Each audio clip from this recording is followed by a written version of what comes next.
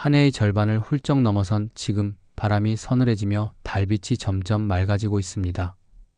그리고 바로 올해 2025년 10월 6일 우리의 마음을 가장 따뜻하게 만드는 명절 추석이 다가왔습니다. 하지만 이날을 단순히 가족이 모여 송편을 나누는 날로만 생각한다면 중요한 의미를 놓치게 됩니다.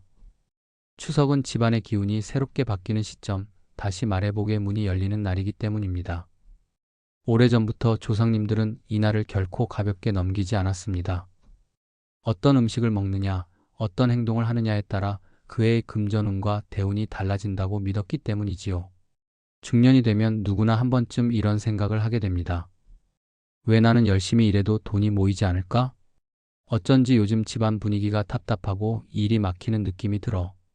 이럴 때 조상들의 지혜는 의외로 명확한 해답을 줍니다. 복은 행운처럼 찾아오는 게 아니라 맞이하는 자세에서 시작된다는 것입니다. 그 첫걸음이 바로 명절, 특히 추석입니다. 추석은 음력 8월 15일, 1년 중 가장 둥근 달이 뜨는 시기입니다. 풍수에서는 이때를 음양의 기운이 완벽히 균형을 이루는 시점으로 봅니다. 달빛은 어둡고 탁한 기운을 몰아내고 집안의 양기를 채워 넣는 역할을 한다고 하지요. 그래서 조상님들은 달을 보며 단순히 소원을 비는 게 아니라 새로운 기운을 맞이하는 의식을 치렀습니다. 특히 부자 집안일수록 이날은 더욱 조심스러웠습니다. 왜냐하면 추석날의 행동 하나, 음식 하나가 집안의 흐름을 바꾸고 금전운을 열기도 닫기도 하기 때문입니다. 이날 피해야 할 음식이 있습니다. 단순히 미신처럼 들릴 수도 있지만 풍수적으로 보면 그 이유가 꽤 합리적입니다.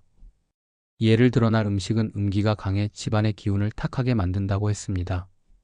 생고기나 생선의 비린내는 잡기를 불러들인다고 해서 제사상에도 올리지 않았죠.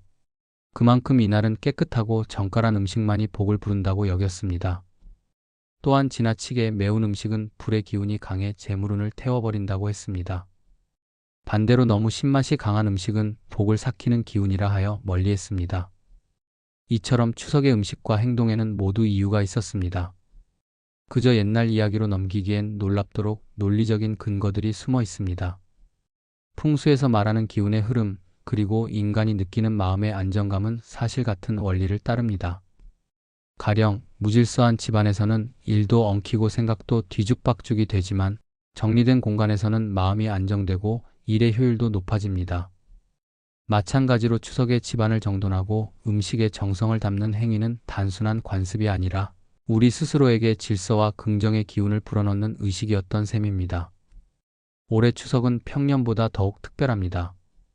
2025년의 달력으로 보면 10월 6일, 음력으로는 8월 보름, 가을의 중심이자 새로운 계절의 문턱입니다. 이 시기에 들어오는 기운은 겨울까지 이어져 우리의 삶에 영향을 미친다고 합니다. 그래서 이번 추석에는 그저 송편을 나누는 것에서 그치지 말고 우리 집안의 기운을 새롭게 바꾸는 날로 삼아야 합니다. 그 출발점은 아주 간단합니다. 먹지 말아야 할 것, 버려야 할 것, 정리해야 할 것들을 의식적으로 실천하는 것. 이 작은 행동들이 쌓이면 어느새 우리 삶의 방향이 바뀌고 막혀있던 재물운의 문이 활짝 열리게 됩니다. 이번 한가위 중년 상담소는 여러분께 묻고 싶습니다. 올해 당신의 추석은 단순한 명절인가요? 아니면 새복을 맞이하는 전환점인가요? 지금부터 그 답을 함께 찾아가 봅시다. 추석을 앞두고 많은 사람들이 집안을 청소하고 음식을 장만하지만 사실 이 모든 과정에는 기운을 바꾸는 순서가 있습니다. 예로부터 조상님들은 복은 깨끗한 곳에 머물고 탁한 곳을 피해 간다고 말씀하셨죠. 그래서 추석 전에는 반드시 먼저 비우는 일부터 시작했습니다.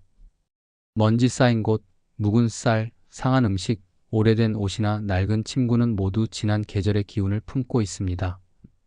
풍수에서는 이것들을 그대로 두면 집안에 새로운 복이 들어올 자리를 막는다고 봤습니다.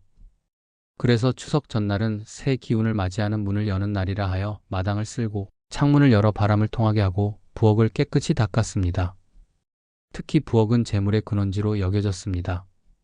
밥과 술이 만들어지는 곳이니 그 공간이 정갈해야 복이 머문다고 믿었죠. 부엌이 지저분하거나 도구가 엉켜 있으면 금전운이 막히고 집안의 건강까지 흔들린다고 하여 명절 전엔 주방 대청소를 하는 게 가장 중요했습니다. 중년의 시기에 접어든 우리에게 이 이야기는 단순한 전통이 아니라 현실적인 메시지를 줍니다. 혹시 요즘 일이 자꾸 꼬이거나 마음이 복잡하고 금전적인 흐름이 막힌 듯 느껴지시나요? 그럴 땐 정리가 필요하다는 신호일지도 모릅니다. 쌓인 서류, 쓰지 않는 물건, 묵은 옷장, 냉장고 속 오래된 음식들. 이 모든 것이 보이지 않게 기운을 흡수하고 흐름을 막습니다. 추석이라는 시기는 단순히 명절이 아니라 삶의 리셋 버튼을 누르는 시간으로 받아들일 필요가 있습니다. 이날은 또 한 가지 게으름을 금기시한 날이기도 했습니다. 추석 당일에 누워만 있거나 늦잠을 자면 그 해의 금전운이 멈춘다고 했습니다. 풍수적으로는 움직임이 있어야 기운이 순환한다고 보았기 때문이죠. 물론 몸이 고된 노동을 하라는 뜻은 아닙니다. 조상님들이 말한 움직임은 마음가짐의 성실함, 즉 복을 맞이하려는 태도였습니다. 작은 정리 하나, 따뜻한 인사 하나, 감사의 기도 하나만으로도 집안의 기운은 달라진다고 했습니다. 이 부분에서 가장 인상적인 건 절제에 대한 조상들의 생각입니다. 추석은 풍요를 나누는 날이지만 동시에 절도와 감사의 날이기도 했습니다. 그들은 허세를 부리거나 과소비하는 것을 복을 끊는 행동으로 여겼죠. 있는 복을 자랑하면 복이 떠난다. 감사 없이 소비하면 금전운이 새나간다는 말이 괜히 생긴 게 아닙니다. 지금 우리에게도 꼭 필요한 메시지 아닐까요? 요즘처럼 소비가 미덕이 된 시대일수록 진짜 부자는 절약이 아닌 절도와 균형을 지키는 사람이라는 걸 다시금 깨닫게 됩니다. 이제 음식으로 돌아가 볼까요? 추석날 먹으면 좋은 음식들은 단순히 제수용이 아니라 복의 매개체였습니다. 대표적인 것이 바로 송편입니다. 반달 모양은 아직 완전하지 않은 달처럼 앞으로 더 크게 차오를 복을 상징합니다. 깨 송편은 재물운, 콩 송편은 풍요, 밤 송편은 건강, 대추 송편은 자손 번영을 의미했죠. 그리고 솔잎에 찌는 이유 역시 소량이 집안의 탁한 기운을 몰아내고 맑은 복을 불러들인다는 믿음 때문이었습니다.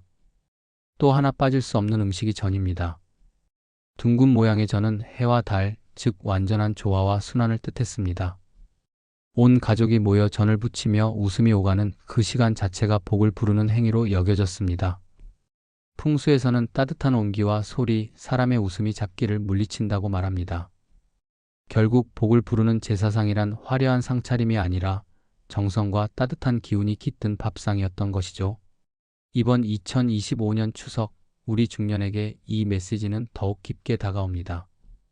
나이 들수록 돈복이나 대우는 멀리 있는 게 아니라 우리가 어떻게 살고 어떤 마음을 품느냐에 달려 있습니다.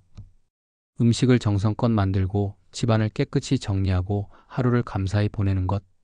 그 단순한 행동들이 모여 결국 삶의 기운을 바꾸는 힘이 됩니다. 먼저 추석날 절대 먹지 말아야 할 음식부터 살펴볼까요? 조상님들이 경계한 음식에는 모두 이유가 있었습니다. 단순한 금기처럼 들리지만 사실 풍수와 심리적인 흐름이 절묘하게 맞닿아 있습니다. 가장 먼저 피해야 할 것은 날 음식, 즉 익히지 않은 생고기나 생선입니다. 풍수에서는 날 것을 음의 기운이 강한 음식으로 보았습니다. 이 음기가 강하면 집안의 기운이 무겁고 탁해지며 복이 머물지 못한다고 했죠. 특히 피비린내나 비린내는 잡기를 불러들이는 냄새로 여겨졌습니다. 그래서 제사상에는 반드시 불에 구운 음식만 올렸고 생것은 절대 올리지 않았습니다. 그 이유는 단순히 미신이 아니라 음식을 정화의 상징으로 여겼기 때문입니다. 불에 한번 구워내면 탁한 기운이 사라지고 정성의 에너지가 더해진다고 믿은 것입니다. 다음으로 피해야 할 음식은 매운 음식입니다. 평소에는 입맛을 돋우고 활력을 주지만 추석만큼은 상황이 다릅니다. 풍수에서는 불의 기운이 지나치면 재물운을 태워버린다고 봤습니다. 즉, 고추나 마늘, 파처럼 불의 성질이 강한 재료를 과하게 사용하면 복이 머물 공간이 사라진다는 뜻이지요. 그래서 옛사람들은 추석날에는 매운 음식을 멀리하고 담백하고 은은한 음식을 준비했습니다. 특히 제사상은 향기로 기운을 정화하는 의미가 강했기 때문에 자극적인 냄새는 조상님들의 기운을 흐리게 한다고 경계했습니다. 세 번째는 신맛이 강한 음식입니다. 시큼한 맛은 흔히 입맛을 돋우지만 풍수적으로는 탁하고 불안정한 기운을 상징합니다. 새로 들어오는 복을 받아야 할 날의 신맛은 그 복을 삭히고 흩어버린다고 믿었습니다. 그래서 지나치게 익은 과일, 발효가 과한 음식, 신맛이 도는 반찬은 추석날 상에 올리지 않았습니다. 재물운이 머무는 집은 향이 은은하고 기운이 안정된 집이라는 말도 이와 관련이 있습니다. 그리고 또 하나, 기름이 지나치게 많은 음식도 좋지 않다고 여겼습니다. 전이나 부침개는 명절의 상징이지만 조상님들은 과한 기름기를 경계했습니다. 기름은 풍요를 의미하기도 하지만 너무 많으면 오히려 집안의 기운을 탁하게 만들어 복이 흩어진다고 봤죠. 특히 과식은 탐욕의 상징이라 하여 먹는 즐거움은 절제 속에서 온다는 말을 남겼습니다. 이건 지금의 건강학적 관점에서도 놀라울 만큼 일리가 있습니다. 몸이 무겁고 소화가 안 되는 날, 마음의 흐름까지 둔해지는 경험을 해본 적 있으신가요? 그것이 바로 기운이 막히는 상태입니다. 그러니 명절이라고 해서 오늘만큼은 괜찮겠지라며 무의식적으로 넘기지 말고 정성은 담되 절제는 잃지 않는 식탁을 준비하는 것이 중요합니다. 마지막으로 피해야 할 것은 과음입니다. 술은 원래 조상님께 올리는 신성한 제물이었습니다. 그러나 그 술이 지나치면 금세 복을 흩어버린다고 했습니다. 풍수에서는 과한 술 기운은 집안의 기운을 무겁게 하고 정신을 흐리게 한다고 보았죠. 그래서 부자일수록 추석날 술잔을 가볍게 들었습니다. 술 한 잔도 감사의 마음으로 올리고 절제하며 나눌 때만이 기운이 맑게 이어진다고 믿은 것입니다. 이처럼 추석날의 금기 음식들은 단지 전통적 신앙의 흔적이 아니라 삶을 조화롭게 유지하기 위한 지혜였습니다. 지금 우리 중년 세대에게도 그 의미는 유효합니다. 무엇을 먹고 얼마나 절제하며 어떤 마음으로 하루를 보내느냐가 결국 우리의 금전운과 인생의 흐름을 좌우합니다. 작은 음식 하나, 사소한 습관 하나가 결국 내 삶의 복을 머물게 할 수도 흩어버릴 수도 있는 것이지요. 추석날 복을 부르는 음식에는 조상들의 깊은 지혜와 상징이 담겨 있습니다. 그 중에서도 가장 대표적인 음식은 단연 송편입니다. 송편은 단순한 떡이 아니라 아직 완전하지 않지만 곧 가득 차오를 복을 상징합니다. 그래서 송편은 보름달이 아닌 반달 모양으로 빚습니다.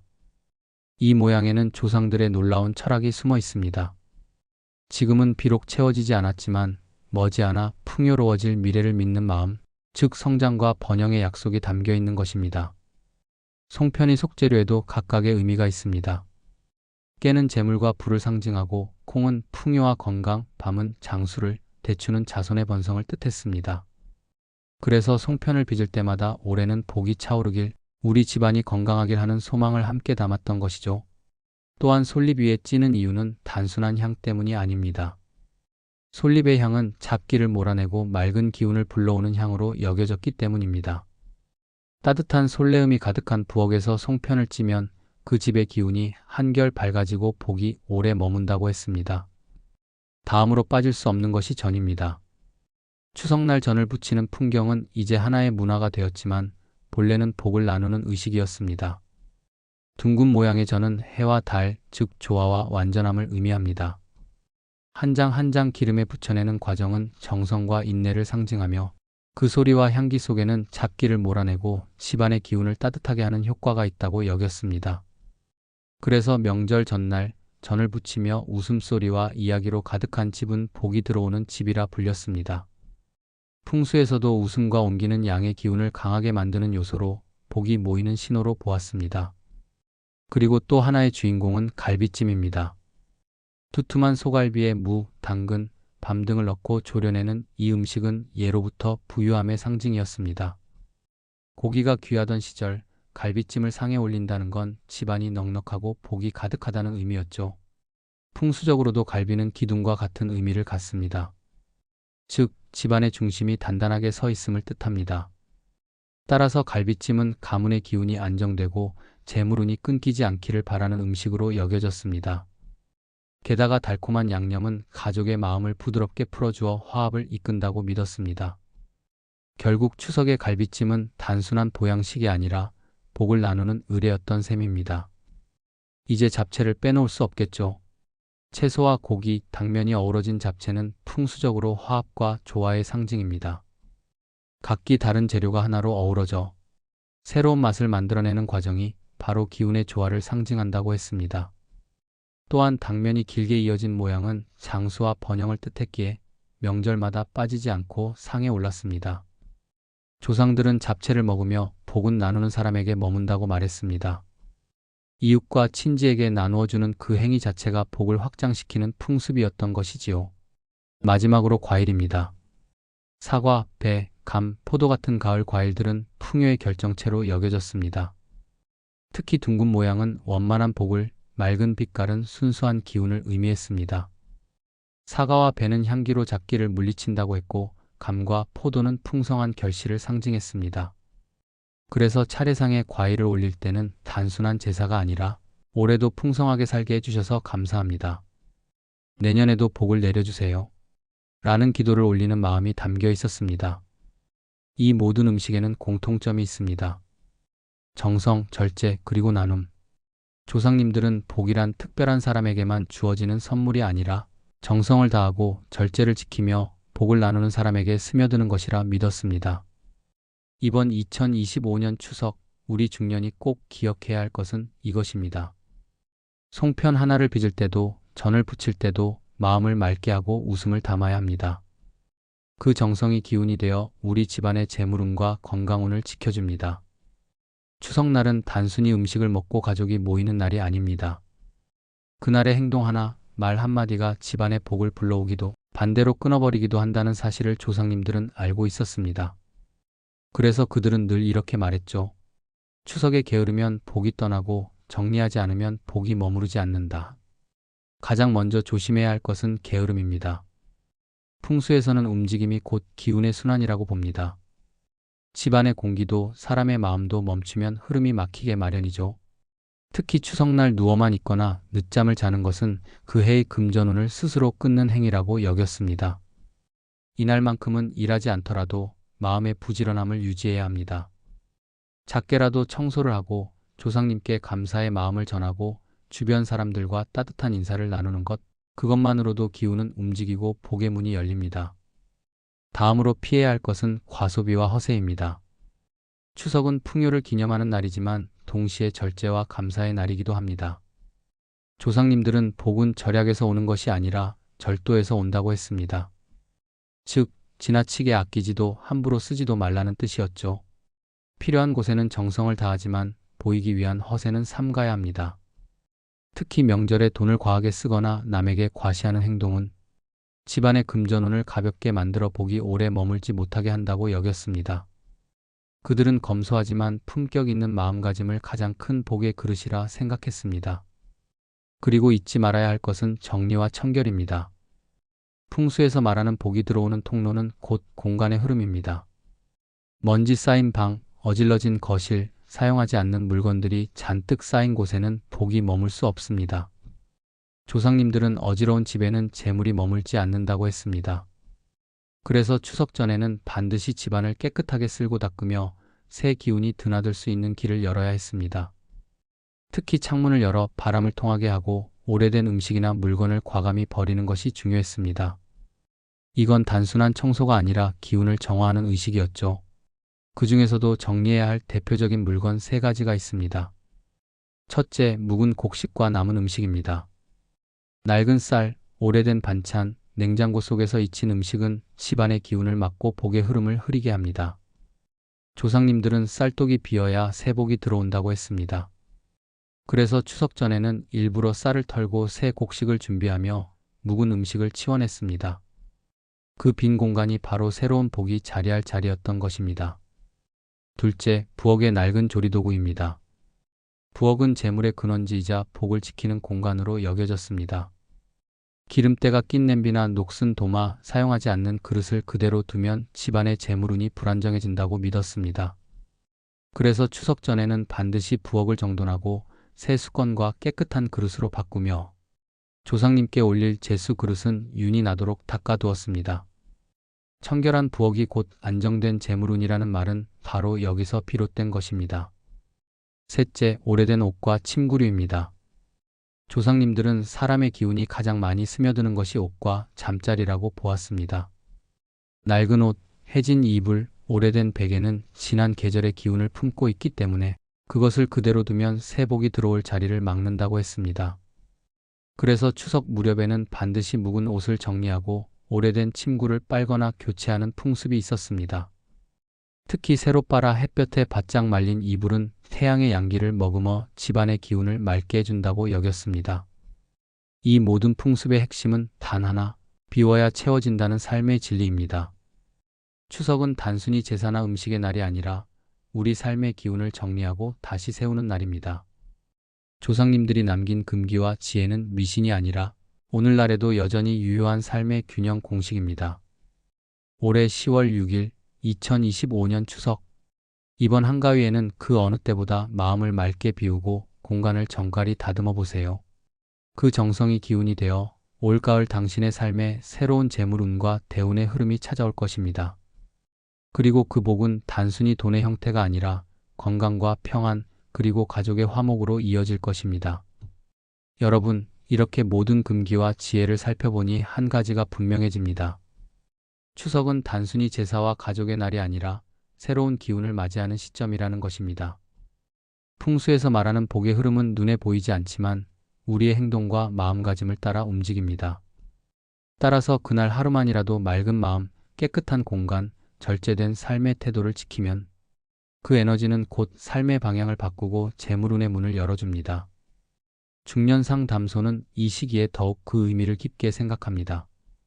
우리 인생의 절반을 지나온 지금 복이란 단순히 돈이나 물질의 문제가 아니라 마음의 평안과 건강 그리고 관계의 조화에서 비롯된다는 것을 알게 되지요. 조상님들이 강조하신 절제, 정리, 감사는 결국 오늘을 살아가는 우리에게 가장 현실적이고 강력한 운의 관리법이기도 합니다. 올해 2025년 10월 6일 추석날엔 잠시 멈춰서 이렇게 마음속으로 다짐해 보세요. 오늘 하루만큼은 복이 들어올 수 있는 날을 만들자. 그리고 실천하세요. 냉장고 속 오래된 음식을 정리하고 침구를 햇볕에 널고 마음속 불만과 불안도 함께 털어내세요. 그 자리를 감사와 여유로 채운다면 그날 이후의 기운은 분명 달라질 것입니다. 한가위의 달빛은 그 어느 때보다 밝고 맑습니다. 그 빛은 우리 집안의 음기를 몰아내고 따뜻한 양기를 불러오는 힘을 지녔습니다. 그 빛 아래에서 가족이 함께 웃고 정성으로 음식을 나누며 스스로의 삶을 정돈하는 순간 그 집은 이미 복의 중심이 됩니다. 중년상 담소는 여러분께 이렇게 전하고 싶습니다. 복은 멀리서 오지 않습니다. 당신의 마음이 맑아지고 공간이 정돈되며 삶이 균형을 찾을 때 그 복은 조용히 당신의 삶 속에 스며듭니다. 이번 추석, 무엇을 먹고 무엇을 피할지보다 중요한 건 어떤 마음으로 이 날을 맞이하느냐입니다. 하루를 감사로 채우고 자신과 가족의 평안을 기도하며 지금 이 순간이 바로 복을 맞이하는 시간이라는 믿음으로 보내시길 바랍니다. 풍성한 한가위 그리고 밝은 달빛 아래에서 여러분의 마음과 집안의 재물운, 건강운, 대운이 함께 하시길 중년상 담소가 진심으로 기원드립니다.